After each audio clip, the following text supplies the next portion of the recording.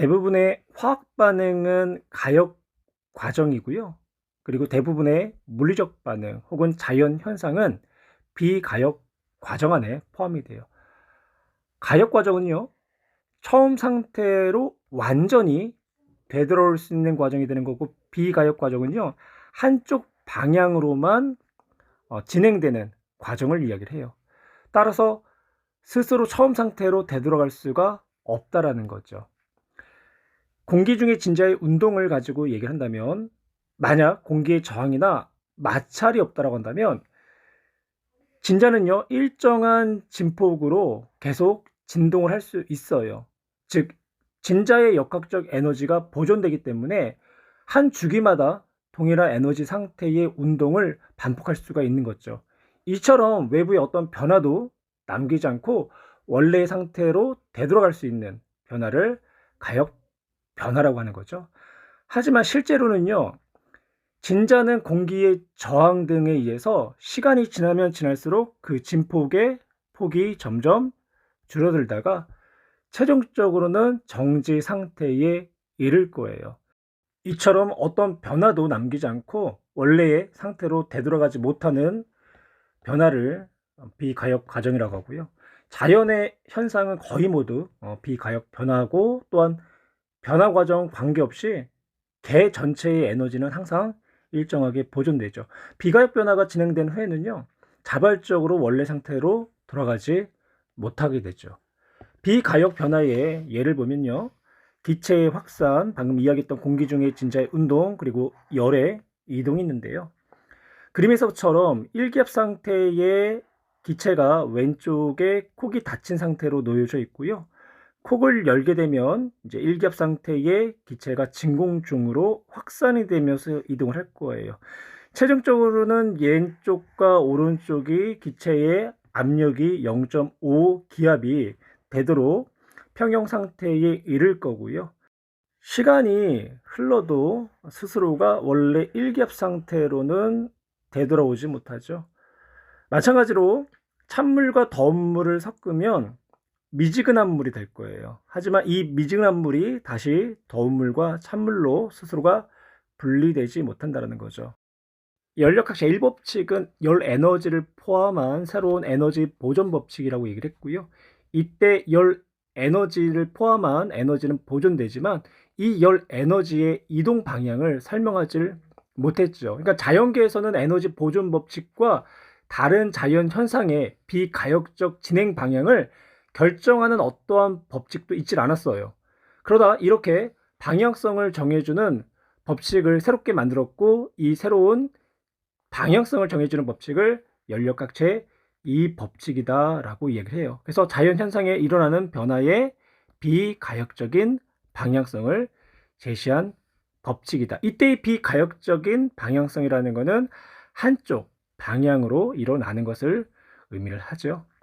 아래 이제 그림을 보시면요, 빗면을 따라서 내려오는 물체의 에너지 보존과, 그리고 이 물체의 흐름의 방향, 즉 한쪽 방향으로만 일어난다라는 것을 제시한 연력학 제2법칙까지도 설명할 수 있는 그런 실험 내용이 되는데요. 최고점에서의 이 상자의 역학적 에너지는 최대값을 갖게 되겠죠. 빗면을 따라서 내려오면서 마찰에 의한 열 에너지가 발생을 할 거고요. 수평면 상을 따라서 이동함에 따라서도 역시 마찰에 의한 열 에너지에 의해서 이 물체는 최종적으로 멈춘 상태, 즉 역학적 에너지가 0인 상태에 도달할 거예요. 물체가 빗면에 내려와 수평면에 멈추는 과정 중에 역학적 에너지가 모두 마찰에 의한 열 에너지로 전환됐죠. 즉 연력학 제1법칙 에너지가 보존됐다라는 것을 설명할 수 있고요. 그리고 수평면 위에서 정지했던 물체가 다시 위쪽으로 올라간 일은 없어요. 왜냐하면 열 에너지가 다시 역학적 에너지로 전환되지 못한다는 것. 즉 에너지는 자연 현상에서 한쪽 방향으로만 일어남을 제시를 하게 된 거죠. 열과 물질의 이동의 방향성, 즉 열역학 제2법칙에 대해서 이야기를 나눌 거고요. 첫 번째, 열에 대한 이야기를 나눠볼게요. 열은 언제나 고온의 물체에서 저온의 물체로 이동을 하고요. 따라서 고온의 물체와 저온의 물체를 접촉하게 되면 고온의 물체 쪽에서 저온의 물체 쪽으로 열이 이동할 거예요. 언제까지 이동하냐면 두 물체의 온도가 같아질 때까지, 즉 열평형 상태에 도달할 때까지. 반대로 저온의 물체에서 고온의 물체 쪽으로는요, 외부의 도움 없이는 절대 열이 이동하지 못하게 되는 거죠. 다음은 물질의 흐름 혹은 물질의 이동에 대한 연립학 제2법칙에 대한 내용을 설명할 텐데요. 엔트로피라는 생소한 용어가 나왔죠. 엔트로피라는 용어는요, 1865년도에 독일의 물리학자 크라우지스가 자연 현상의 비가역성을 설명하기 위해서 새롭게 도입한 물리량이고요. 크라우지스는 자연 현상은 엔트로피가 증가하는 방향으로 일어난다라는 가설을 설정을 했어요. 아래 그림을 보시면요, 물에다가 잉크방울을 한 방울 떨어뜨렸어요. 그러면 잉크방울이 물 속에 모여 있는 상태를 질서 있는 상태라고 표현하고요. 이때의 이 상태는 엔트로피가 낮은 상태다라고 표현을 하죠.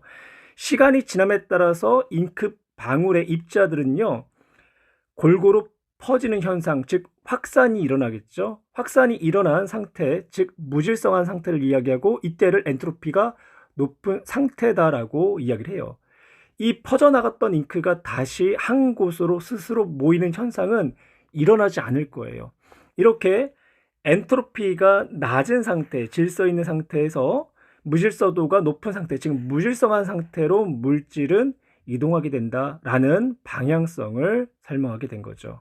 따라서 한 방향으로만 일어나는 변화는 분자들이 질서 있는 별에서 점점 무질서한 별을 이루는 방향으로 진행된다. 즉 무질서도가 증가하는 방향으로 물질들은 이동을 하게 된다. 혹은 확산된다라고 표현할 수 있어요. 열 기관을 통해서도 연력학 제2법칙을 설명할 수 있는데요. 열 기관은요, 고열원에서 저열원 사이의 온도 차이를 이제 이용을 해서 열 에너지가 기계적인 일로 변환하는 장치를 열 기관이라고 하고요.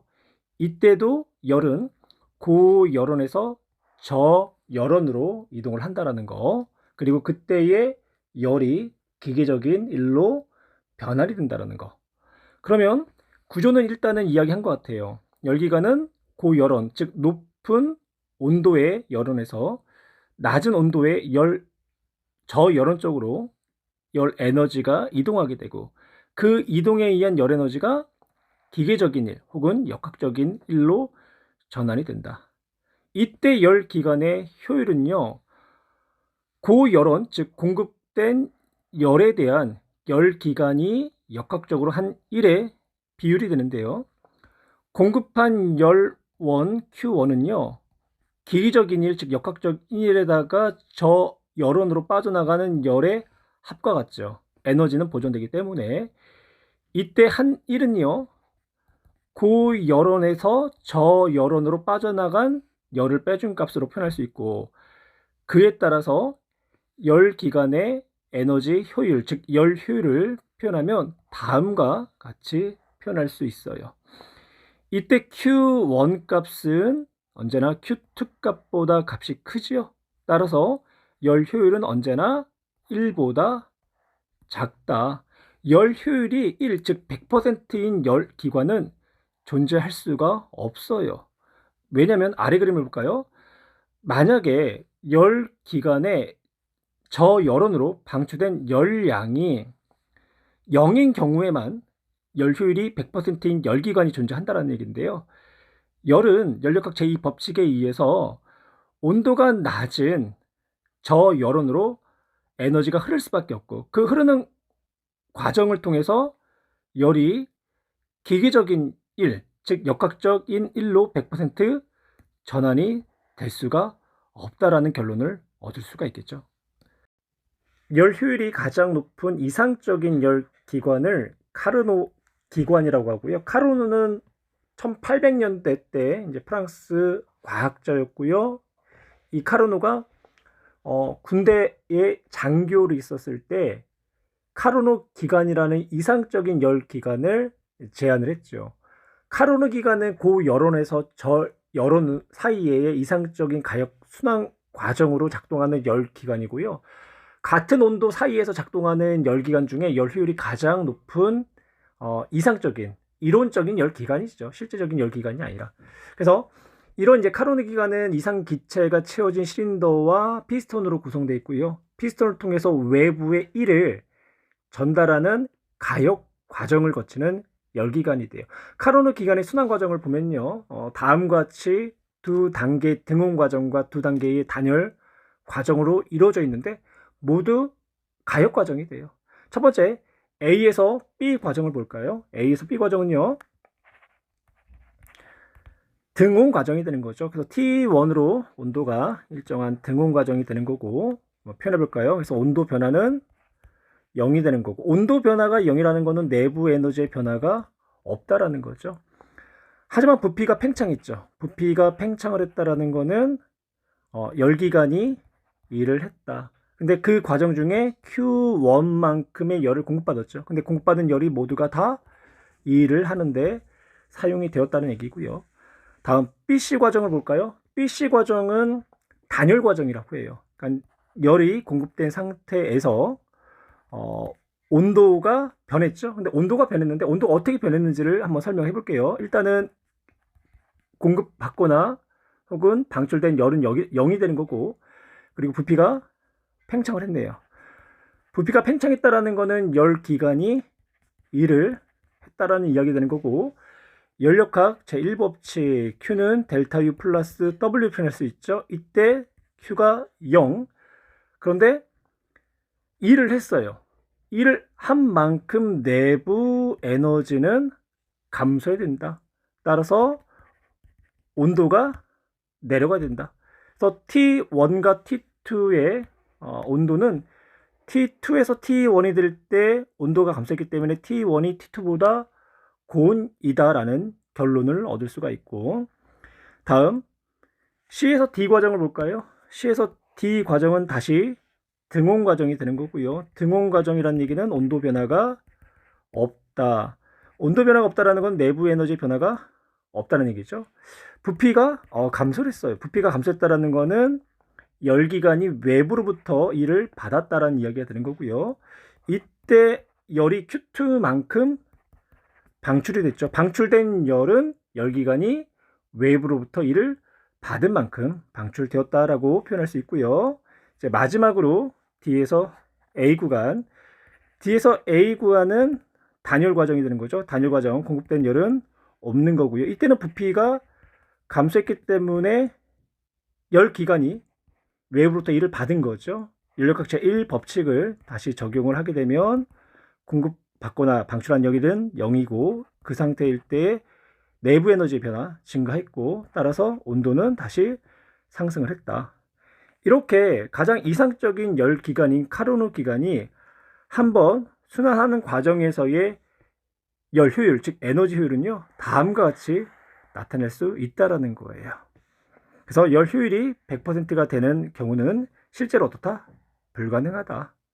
왜냐하면 T2하고 T1을 비교했을 때 온도가 T1이 T2보다 높았잖아요.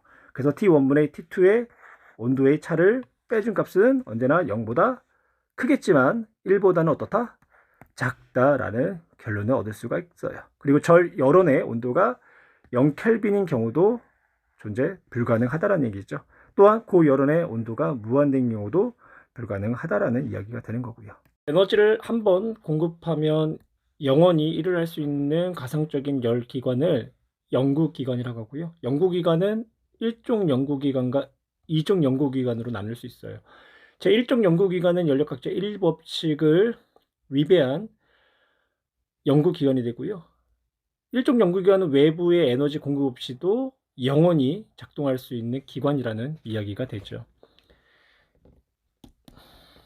동력을 한번 공급하면 영원히 일을 할 수 있는 기관을 연구기관이라고 하고요. 연구기관은 제1종과 제2종이 있는데 제작이 불가능한 연구기관을 의미하지요. 제1종 연구기관은 연력학 제1법칙을 위배해요. 외부에서 에너지 공급 없이도 영원히 작동할 수 있는 열기관을 의미하는 거고 제2종 연구기관은 연력학 제2법칙을 위배하는 연구기관인데요. 대표적인 예로는요. 바닷물의 에너지를 이용한 연구기관이에요.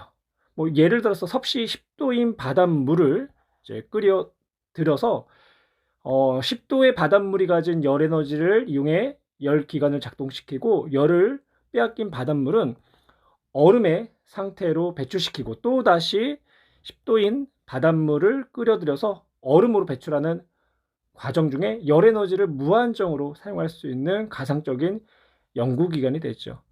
언뜻 가능한 것 같지만 10도인 바닷물이 스스로가 열을 방출시키고 온도를 낮춰서 얼음이 되는 경우는 일어나지 못한다는 거예요. 온도를 낮춰서 얼음으로 만드는 과정도 외부에서 일을 해줘야 가능한 거죠. 즉 연력학 제2법칙에서 말하는 에너지의 흐름의 방향성에 위배되는 연구기관을 이야기하는 거고요. 그럼 A과 같이 한쪽에 1기압의 기체가 들어있는 상태에서 밸브를 이제 열면 B와 같이 기체가 골고루 퍼지는 그림을 보여줬고요. 가역 과정이다. 골고루 퍼진 기체가 저절로 다시 처음 상태로 되돌아가지 못하겠죠. 따라서 비가역 과정이 되는 거고요. B의 상태에서 저절로 A의 상태로 되돌아오질 못한다. 예, 옳은 내용이 되는 거죠. 비가역 과정이기 때문에 A 상태에서 B 상태로는 저절로 진행은 되는데요. 반대로 다시 A의 상태로 되돌아올 수가 없어요. 외부에서 에너지를 공급하여도 B의 상태에서 A의 상태로 되돌아오게 할 수가 없다. 외부에서 에너지를 공급하면요, B의 상태에서 A의 상태로 되돌릴 수는 있죠. 그래서 옳지 않은 내용이 되는 거고, 비가역 과정만을 보기에서 있는 대로 고른 것은 비가역 과정, 열의 이동, 그리고 기체의 확산은 농도가 높은 데서 낮은 데로 이동하는 흐름을 확산이라고 표현을 해요.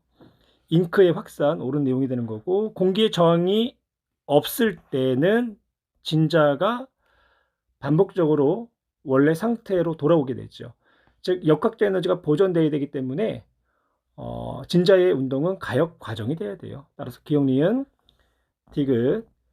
열역학 3법칙에 대한 설명 중 가로 안에 알맞는 말을 쓰시오. 고온의 물체와 저온의 물체를 접촉시켰을 때 열이 저온의 물체에서 고온의 물체로 이동하여 저온의 물체가 더 차가워지고 고온의 물체가 더 뜨거워진 현상은 에너지 보존 법칙인 열역학 제1법칙에는 위배되진 않아요. 에너지가 보존되기 때문에. 하지만 에너지의 흐름인 열역학 제2법칙에는 위배되기 때문에 일어날 수가 없는 현상이 되는 거죠. 4번, 그림과 같이 고온의 물체와 저온의 물체를 접촉하고 있다. 그러면 열역학 제2법칙에 의해서 고온의 물체에서 저온의 물체로 열이 이동을 하겠죠. 열 평형 상태가 될 때까지.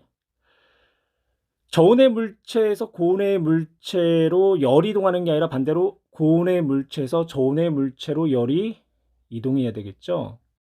두 물체의 온도가 같아지면 더 이상 열이 이동이 없는 열평형 상태가 된다. 열의 이동이 나타나질 않죠. 열평형 상태에서 다시 고온과 저온으로 나눠진 일은 저절로 일어나질 않아요. 연력학 제2법칙의 위배됨으로 저절로 일어날 수는 없는 현상이 되는 거고요. 어떤 열기관이 고열원에서 천줄의 열을 흡수하여, 그러니까 천줄의 열, 고열원, Q1으로 표현할 거고요. 일을 하고 600줄의 저열원으로 방출했다. 그러면 저열원으로 방출한 열을 Q2라고 표현할게요. Q2, 600줄. 이때 고열원에서 저열원으로 흘러나간 열을 제외하고 모두 1로 사용됐다. 그러면 한 일은요, 고열원에서 공급한 열에다가 저열원에서 방출된 열을 빼주면 되겠죠.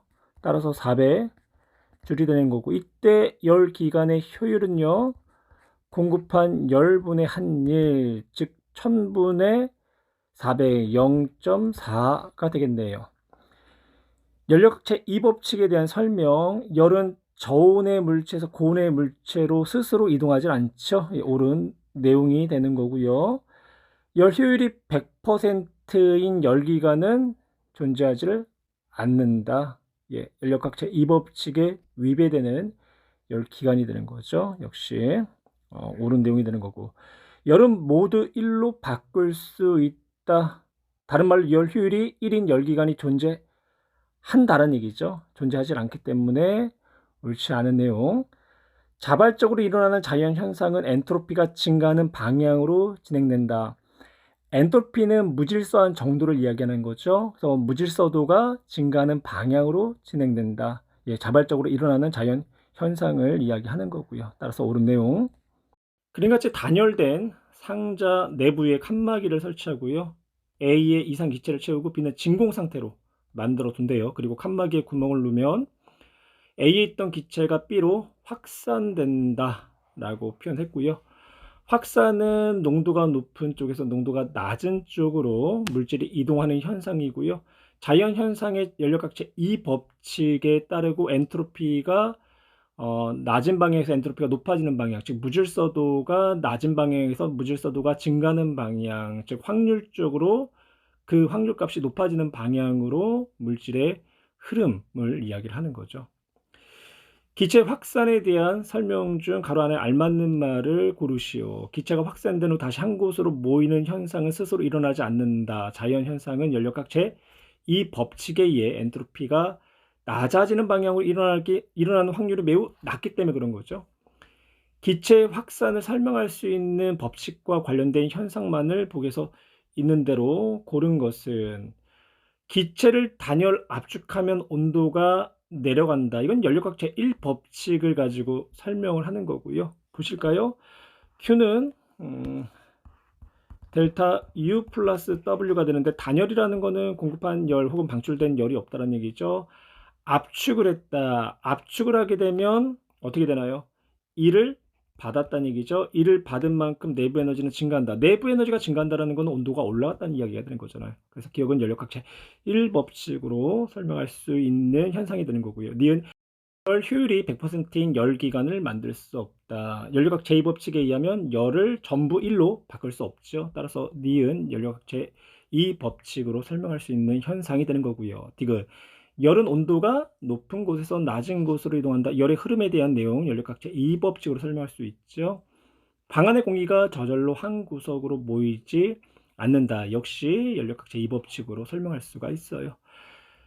3번 기체의 확산은 비가역 반응이 있다. 예, 기체가 확산 후 다시 처음 상태로 스스로가 되돌아갈 수 없기 때문에 기체의 확산은 비가역적 과정이 되는 거고요. 기체의 압력은 감소한다. 기체가 팽창을 하려고 했겠죠. 팽창을 하기 때문에 압력은 감소한다. 옳은 내용이 되는 거고, 기체가 팽창하면 외부에 일을 한다.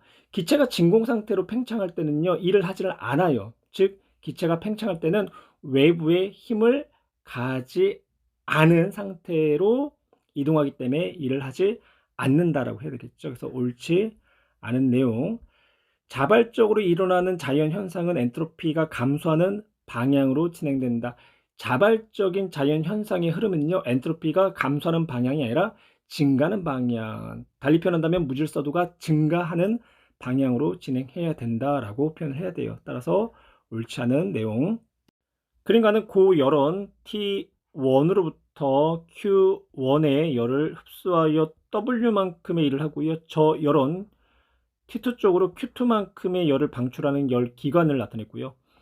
나는 가의 열기관에 있는 일정량의 이상기체가 A에서 B, B에서 C, C에서 D, D에서 A를 따라 변할 때의 압력과 부피의 관계를 나타냈대요. 1번 가에서 열기관의 열 효율은 Q1과 W를 이용하여 쓰시오. 고열원에서 Q1만큼의 열을 공급받아서 W만큼의 일을 했죠. 따라서 열 효율은 Q1분의 W로 나타낼 수가 있고요. 나의 기체 내부 에너지가 증가하는 과정, 내부 에너지가 증가했다는 얘기는요, 온도가 상승을 했다는 얘기죠. 그럼 온도가 상승한 과정은 A에서 B 과정이 되는 거죠. 따라서 정답은 기억이 되는 거고, 3번 공급한 열원이 모두가 1로 전환되는 열기관은 만들 수가 없다. 연력학 제2 법칙에 의해서요. 공급받은 열이 모두가 1로 전환되는 열 기관은 만들 수가 없다라는 걸 설명할 수 있죠. 따라서 옳은 내용이 되는 거고요. B에서 C 과정은 등온 과정이고 등온 과정 중에 Q1이라는 열을 공급받았죠. 이때 온도가 일정하기 때문에 내부 에너지의 변화는 0이 되는 거고, 따라서 공급받은 열이 모두 일을 하는데 사용했다 라고 표현할 수 있죠. 따라서 BC 과정에서 기체가 외부로부터 흡수한 열은 Q2가 아니라 Q1이 되는 거고요. C에서 D 과정에서 기체가 외부의 한 일만큼 내부 에너지가 감소한다. 연력학 제1법칙을 통해서 설명을 하면 공급받은 열은 없죠. 방출한 열도 없고 단열 과정이기 때문에 부피가 팽창을 했어요. 부피가 팽창했다라는 거는 기체가 일을 했다는 얘기고, 기체가 일을 한 만큼 내부 에너지는 감소하겠죠. 내부 에너지가 감소했다라는 거는 온도가 내려갔다라는 거고, 따라서 T1이 고온, T2가 저온, 앞에서도 언급을 하긴 했어요. 기체가 외부의 한 일만큼 내부 에너지는 감소한다. 예, 옳은 내용이 되는 거고, D에서 A 과정은 등온 과정이 되는 거죠. 등온 과정 델타 T가 0이 되는 거고, 즉 내부 에너지의 변화는 0. 그러면 이때 방출한 열 Q2는요, 내부의 기체가 외부로부터 일을 받았다라는 이야기가 되겠네요. 그래서 D에서 A 과정에서 기체가 방출한 열은 Q2이다. 예, 옳은 내용이 되는 거고.